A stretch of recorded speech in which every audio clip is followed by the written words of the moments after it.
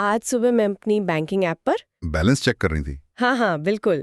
मैंने पास के एक दुकान पर बस एक कॉफ़ी के लिए पेमेंट किया और बस कुछ ही सेकंड में मेरे अकाउंट से पैसे कट गए और बैलेंस भी अपडेट हो गया।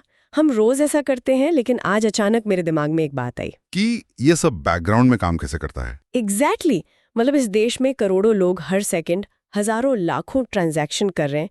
कोई कैश निकाल रहा है, कोई यूपीआई कर रहा है, तो कोई चेक लगा रहा है। कोई भी सिस्टम इतने बड़े पैमाने पर बिना क्रैश हुए एक एक पैसे का हिसाब बिल्कुल सटीक तरीके से आखिर कैसे रख सकता है। ये सच में सोचने वाली बात है और इसी सवाल का जवाब हमारे आज के स्रोत सामग्री में छिपा है। बिल्कुल, आज के इस गहन अध्ययन में हम इसी बात की गहराई में जाने वाले हैं। हमारे पास AFM 17 नाम का एक काफ़ी डिटेल्ड डॉक्यूमेंट है। ये बैंकिंग कंपनियों के फाइनल अकाउंट्स और उनके रोज़मर्रा के अकाउंटिंग तरीकों को विस्तार से समझाता है। हाँ, और हमारा उद्देश्य आज यही है कि हम इस जटिल सिस्टम को डिकोड करें। हम आमतौर पर बैंक को बस एक बड़ी सी तिजोरी मान लेते हैं जहां हमारा पैसा सेफ रहता है, लेकिन अंदर जो लेजेंड मैनेजमेंट चल रहा है वो किसी चमत्कार से कम नहीं है। सही कहा। तो चलिए इस चर्चा की शुरुआत करते हैं। इस डॉक्यूमेंट में जो सबसे पहली बात मुझे दिलचस्प लगी वो बैंकिंग रेगुलेशन एक्ट 1949 के सेक्शन 5 का हवाला था। हाँ, वो सेक्शन जो असल में बैंक की परिभाषा तय करता है। बिल्कुल, वो कहता है कि बैंक का असली काम सिर्फ जनता से डिपॉजिट लेना नहीं है, बल्कि उस पैसे को आगे निवेश करना या उधार देना है। और मजे की बात यह है कि बैंक जो पैसा मार्केट में घुमा रहे हैं वो उनका अपना नहीं है, वो पब्लिक का पैसा है। और सबसे बड़ी शर्त यह है कि जब भी ग्राहक अपना पैसा वापस मांगे, बैंक को वो तुरंत देना होगा। तो इतने बड़े रिस्क को मैनेज करने के लिए एक ऐसा अकाउंटिंग सिस्टम चाहिए जो न सिर्फ पारदर्शी हो बल्कि सुपर फास्ट भी हो और बहुत ही सख्त भी। चलिए इसे थोड़ा समझते हैं। अगर हम किसी भी नॉर्मल कंपनी या बड़े बिजनेस की बात करें तो उनका हिसाब किताब रखने का तरीका तो काफी अलग होता है ना। मतलब दिन भर की सेल हुई और शाम को आराम से लेजर में एंट्री हो रही है। जी, आम व्यवसायों में हम जिसे मर्केंटाइल सिस्टम कहते हैं वो चलता है।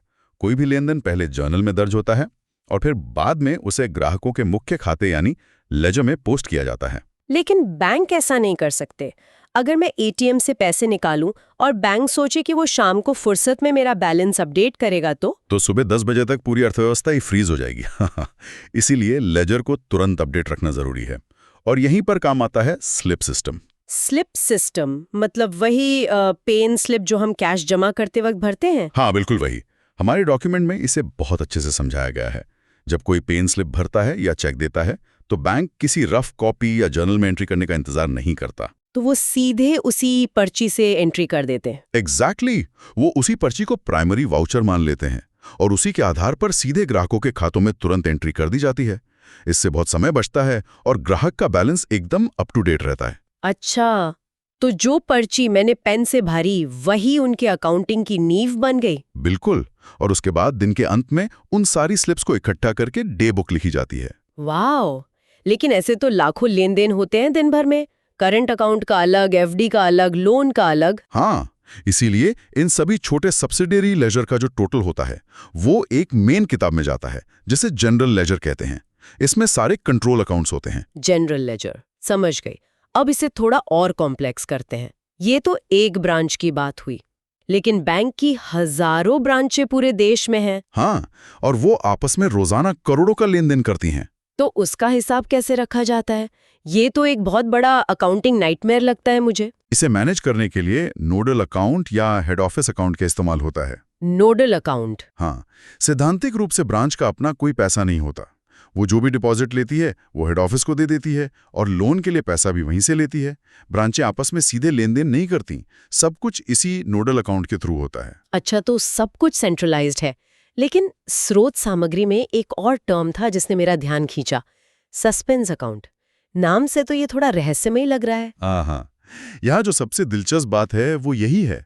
सस्पेंस अकाउंट असल में वो जगह है जहां बैंक वो एंट्रीज डालता है जो तुरंत समझ नहीं आती।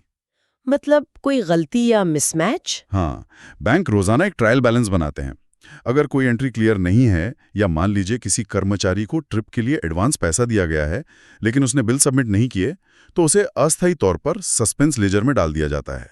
ये तो मेरे जिम मेंबरशिप के पैसे जैसा है। एक बार कट गया तो पता ही नहीं चलता कि फिटनेस में जा रहा है या किसी ब्लैक होल में। और यही ब्लैक होल बैंकों के लिए सबसे बड़ा खतरा है। डॉक्यूमेंट स्पष्ट रूप से बताता है कि ये नोडल अकाउंट और सस्पेंस अकाउंट बहुत संवेदनशील होते हैं। अतीत में कई बार फ्रॉड इन्हीं के जरिए हुए हैं। मतलब लोग गलत एंट्रीज को इसी ब्लैक होल में छिपा देते थे? बिल्कुल, अनसुलझी एंट्रीज को यहीं छोड़ दिया जाता था। इसीलिए भारतीय रिजर्व बैंक यानी आरबीआई बहुत सख्त है। उनका स्पष्ट निर्देश है कि एक तय समय के बाद इस खाते में कोई भी अनरिकंसाइल्ड एंट्री नहीं रहनी चाहिए। मतलब सस्पेंस अकाउंट की रोजाना निगरानी जरूरी है। एकदम। अब हम रोजमर्रा के काम से आगे बढ़ते हैं।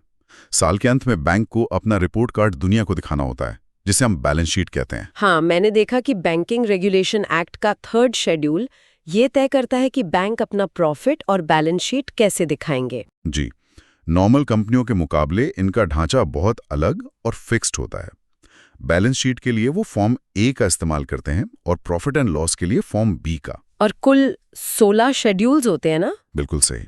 शेड्यूल 1 से 12 तक बैलेंस शीट के लिए होते हैं और 13 से 16 प्रॉफिट एंड लॉस के लिए। इन 16 में से शेड्यूल 9 यानी एडवांसेस मुझे बहुत इंटरेस्टिंग लगा। इसमें बैंक द्वारा दिए गए लोन आते हैं ना? हाँ, इसमें टर्म लोन आते हैं, ओवरड्राफ्ट आते हैं और कैश क्रेडिट शामिल होते हैं।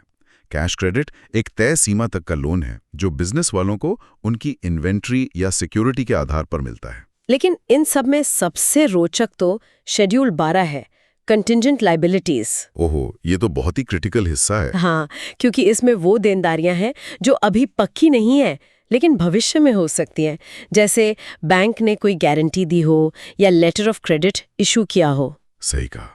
और मजेदार बात यह है कि ये बैलेंस शीट के मेन टोटल में जोड़ा ही नहीं जाता। पूरी लायबिलिटी अचानक से बैंक के सिर आ गिरेगी, इसीलिए इसे डिस्क्लोज करना बहुत जरूरी है। अच्छा, एक खास अकाउंटिंग एंट्री है जो थोड़ी टेक्निकल है, रिबेट ऑन बिल्स डिस्काउंटेड। हाँ, ये थोड़ा कंफ्यूजिंग लग सकता है।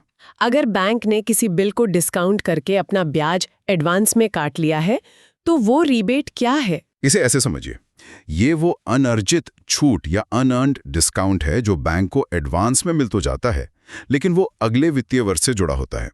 मतलब अगर मार्च में ब्याज मिला लेकिन वो अप्रैल मई का भी है तो बैंक उस पूरे ब्याज को इस साल की कमाई नहीं मान सकता। इसीलिए इसे अगले साल की बैलेंस शीट में लायबिलिटी या देनदारी के रूप में ले जाया जाता है, ताकि इस साल का प्रॉफिट सही और सच्चा दिखे। वाओ, ये तो बहुत बारीकी का काम है। तो इन सब का आखिर मतलब क्या है? मान लीजिए बैंक ने बहुत हिसाब से लोन दे दिया लेकिन पैसे वापस ही नहीं आए, तब क्या होता है? तब एंट्री होती है नॉन परफॉर्मिंग एसेट्स यानी एनपीए की। हाँ, एनपीए बहुत बार न्यूज में सुना है। स्रोत सामग्री के अनुसार अगर किसी टर्म लोन का ब्याज या किश्त 90 दिनों से ज्यादा बकाया या ओवरड्यू हो जाए तो सिस्टम उसे तुरंत एनपीए डिक्लेयर कर देता है। सिर्फ 90 दिन? ये तो बहुत सख्त है। सख्त होना पड़ता है। और जब लोन एनपीए बनता है तो एसेट्स को 4 भागों में बांटा जाता है। पहली कैटेगरी है स्टैंडर्ड एसेट्स। ये वो लोन होंगे जो सही चल रहे हैं। हाँ, सामान्य रिस्क वाले सही चल रहे लोन, लेकिन फिर भी बैंक को इन पर 0.25% से 1% तक का प्रोविजन रखना होता है। प्रोविजन मतलब मुनाफे में से कुछ हिस्सा अलग निकाल कर रखना। बिल्कुल। दूसरी कैटेगरी है सब स्टैंडर्ड एसेट, जो 12 महीने या उससे कम समय तक एनपीए रहा हो। इस पर 15% प्रोविजन लगता है। 15% मुनाफे से गया। और अगर 12 महीने से ज्यादा हो जाए तो वो डाउटफुल एसेट बन जाता है। इस पर समय के साथ 25% से लेके 100% तक प्रोविजन करना पड़ता है। 100%? बाप रे। और आखिरी है लॉस एसेट, जहां ऑडिटर कंफर्म कर दे कि नुकसान हो चुका है, वहां भी 100% प्रोविजन की जरूरत होती है। मतलब जो पैसा डूबा वो बैंक को अपनी जेब से भरना पड़ेगा। अब समझ आया कि बैंक पर्सनल लोन पर इतना ब्याज क्यों लेते हैं। वो इसी रिस्क को कवर कर रहे होते हैं। बिल्कुल। और इनकम रिकग्निशन के मामले में भी बैंक बहुत सख्त होते हैं। सामान्य एसेट से होने वाली आय अक्रूअल बेसिस पर दर्ज की जाती है। अक्रूअल बेसिस मतलब पैसा मिलना तय हो गया है तो प्रॉफिट मान लिया। हाँ, लेकिन एनपीए के केस में ऐसा नहीं होता। एनपीए से होने वाली आय को सिर्फ कैश बेसिस पर ही आय माना जाता है। मतलब जब तक डिफॉल्टर नकद पैसा हाथ में ना दे दे, उसे कमाई नहीं मान सकते। एकदम सही। ये नियम कागजी मुनाफे को वास्तविकता से अलग करता है और बैंक को ख्याली पुलाव पकाने से रोकता है। ये तो हुई हमारे देश के अंदर की बात, लेकिन बैंक तो अब ग्लोबली कनेक्टेड हैं। क्या रिस्क मैनेजमेंट के लिए कोई ग्लोबल नियम भी हैं? बिल्कुल हैं। आरबीआई इसके लिए बेसल 3 के दिशा निर्देशों का पालन करवाता है। बेसल 3? हाँ, इसके पिलर 3 के तहत बैंकों को अपनी कैपिटल और रिस्क एक्सपोजर के बारे में सारी जानकारी सार्वजनिक करनी होती है। इसे मार्केट डिसिप्लिन कहा जाता है। मार्केट डिसिप्लिन मतलब अगर सब कुछ पब्लिक डोमेन में होगा तो मार्केट खुद ही बैंकों को अनुशासन में रखेगा, कोई भी रिस्क छिपा नहीं रह सकता। सही कहा। और अगर हम इसे एक बड़ी तस्वीर से जोड़ें तो एक और बदलाव की बात चल रही थी, इंडियन अकाउंटिंग स्टैंडर्ड्स यानी इंड एएस का लागू होना। ये क्या करेगा? ये बैंकों के रिपोर्टिंग सिस्टम को विश्व स्तर के मानकों के बराबर लाएगा, जिससे विदेशी निवेशक भी हमारे बैंकों की बैलेंस शीट आसानी से समझ सकें। आपने कहा बात चल रही थी, तो क्या ये लागू नहीं हुआ? स्रोत दस्तावेज में बताया गया है कि फिलहाल आरबीआई ने बैंकों में इंड एएस लागू करने की प्रक्रिया को अगली सूचना तक टाल दिया है। ऐसा क्यों? इसके दो बड़े कारण हैं। पहला, विधायी बदलावों या लेजिस्लेटिव अमेंडमेंट्स की कमी, और दूसरा, कोविड-19 महामारी के कारण उत्पन्न हुई बाधाएं। बैंकों पर पहले ही बहुत दबाव था, इसलिए इस जटिल बदलाव को भी होल्ड पर रखा गया है। समझ गई। तो आज की इस पूरी चर्चा को अगर हम समेटें तो एक बात साफ है, बैंक का काम सिर्फ तिजोरी में पैसा रखना नहीं है। बिल्कुल नहीं। ये एक बहुत ही जटिल डेटा और लेजर मैनेजमेंट का सिस्टम है, जहां रोजाना की स्लिप से लेकर 16 अलग-अलग शेड्यूल्स और 90 दिनों के सख्त एनपीए नियमों तक हर चीज अर्थव्यवस्था को सुरक्षित रखने के लिए डिजाइन की गई है। सस्पेंस अकाउंट और बेसल 3 जैसे शब्द हमें बताते हैं कि एक एक पैसे का रिस्क मापना कितना जरूरी है। सही बात है।